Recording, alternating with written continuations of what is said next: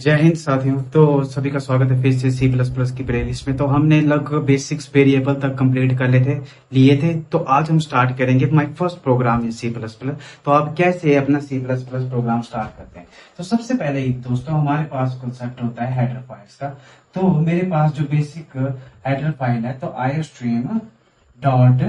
Stream करके है, ठीक है। डॉट एच मेरे ख्याल से नहीं लगता, आई स्ट्रीम से काम चल पड़ता है। तो this is header file for the input output stream which is basically the manipulators C in and C out। अब ये काम क्या करता है, देखो ये इंक्लूड, अगर आप मैं इसमें डिटेल में बता दूंगा कि कैसे लिंकेज होती है, कैसे जो भी प्री प्रोसेसर डायरेक्टिव्स होते हैं वो कैसे इंक्लूड करते हैं, और इनपुट आउटपुट स्ट्रीम को पीछे कंबाइन करते हैं, लोड करते हैं। फिर जितने भी सी इन सी आउट जो भी आपके पास स्टैंडर्ड इनपुट आउटपुट्स हैं वो उनके फंक्शंस कैसे लोड होते हैं, ठीक है। तो किसी और वीडियो में डिटेल डिस्कशन कर लेंगे, पर this is more about the learning about the C plus plus basics and move towards the core practical session.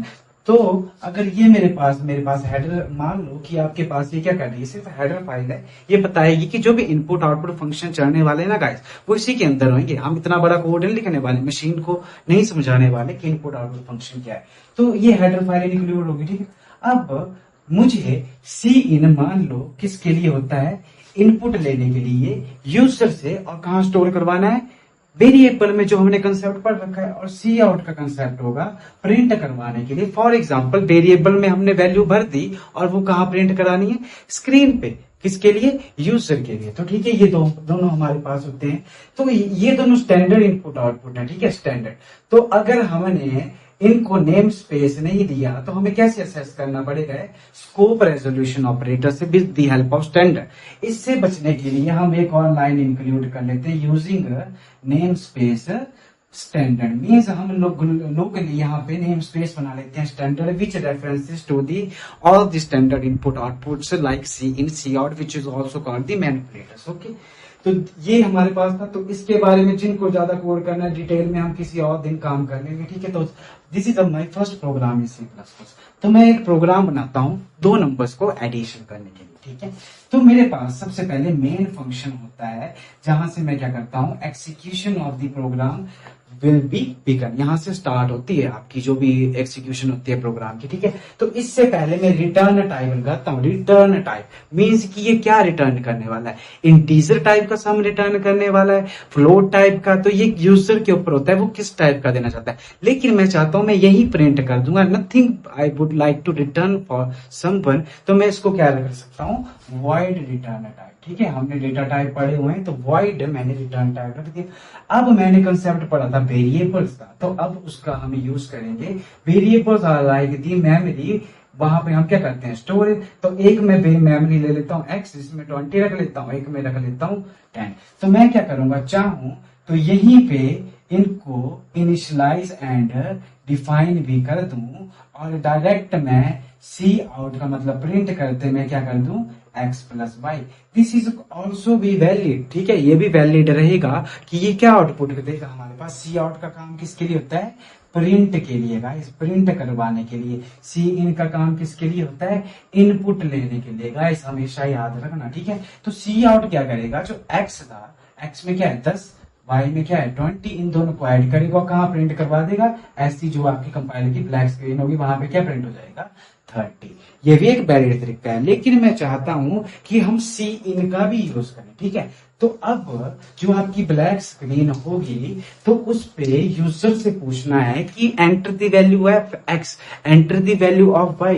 तो जो मैंने वेरिएबल का कंसेप्ट बताया था, जैसे फॉर एग्जांपल x है, x अभी खाली है, y भी अभी खाली है, ठीक है। तो मैं कैसे उनको सिर्फ डिक्लेयर करूंगा ऐसे, एंड x एंड y। तो मेमोरी में x एंड y नाम के दो वेरिएबल बन जाएंगे। अब इनमें कुछ वैल्यू नहीं भरी, तो मैं क्या पूछ लूंगा ब्लैक स्क्रीन में यूजर से, सी आउट क्या बोलूंगा, भाई साहब enter the value of x and y, ठीक है। ये पूछ लूंगा मैं, और बोल दूंगा कि नेक्स्ट लाइन में भरना आप जाके वैल्यू, ठीक है। ये बोल दिया मैंने उसको, ठीक है। या फिर मैं एंड एल का मतलब भी क्या होता है, नेक्स्ट लाइन, लाइन का एंड करता। तो मैं अब इनपुट लेने के लिए क्या करूंगा, सी इन। सी इन मतलब अब x के अंदर वैल्यू भरनी है, तो इन वैल्यू कर दो, x की वैल्यू कहाँ भर दो यहाँ पे, और y की वैल्यू भी कहाँ भर दो मेमोरी में। तो this how this C in works and C out works. तो अगर मैं इससे पहले सी इन से पहले अगर ये सी आउट ना लगाओ ना और सी इन भी लगा दूं, तब भी क्या होगा, तब भी इन वैल्यू एंटर होगी एक्स वाई में कि नहीं होगी, ऑब्वियसली होगी। This is because C out तो क्यों है, जैसे गूगल पे आपके पास क्या होता है, सॉरी फेसबुक पे आपके पास क्या होता है, enter the email, enter the password और टेक्स्ट बॉक्स होते हैं। अगर मैं टेक्स्ट बॉक्स के आगे लिखूं ही ना कि enter the email, enter the password, तो आपको कहाँ पता लग रहा है कि कहाँ ईमेल एंटर करनी है, कहाँ पासवर्ड करना है। तो ये जो होता है सी आउट, ये सिर्फ हैंडल करने के लिए होता है।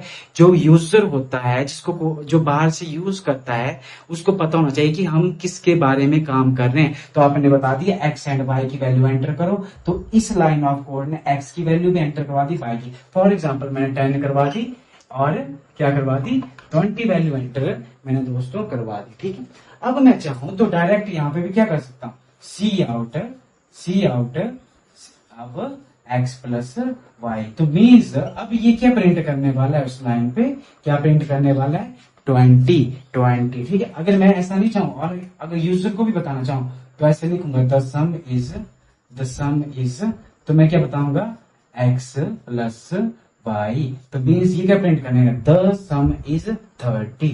तो जो भी आपने पढ़ा 10 एंड 12 30। ठीक है, तो this is all about the C plus, my first program in C plus plus. हमने सीखा कि मैनिपुलेटर्स क्या है, कैसे कंसेप्ट है हेडर फाइल्स का, कैसे हम यूजिंग नेम स्पेस स्टैंडर्ड क्यों बनाते हैं। नहीं तो सी से पहले हमें क्या लिखना पड़ता, स्टैंडर्ड, स्कोप, रेजोल्यूशन, ऑपरेटर। ठीक है, और जो भी डीप कंसेप्ट है हमारे पास, प्री प्रोसेसर डायरेक्टिव्स का कंसेप्ट है। ठीक है, कि कैसे लिंकेज होती है, कैसे कंपाइलर में अलग अलग फेसेस होते हैं, वो लोड करता है किसको, जो हमारे पास इनपुट आउटपुट हेडर फाइल, उसको लोड करता है, फिर लिंक करवाता है किससे, हमारे सी प्लस प्लस प्रोग्राम से, ताकि कौन से फंक्शन चल सके, सी in and C in out. ठीक है, तो this is my first program in C plus plus. I hope you definitely understood this topic. तो मिलते हैं नेक्स्ट वीडियो में, तब तक के लिए जय हिंद, मिलते हैं, बाय बाय।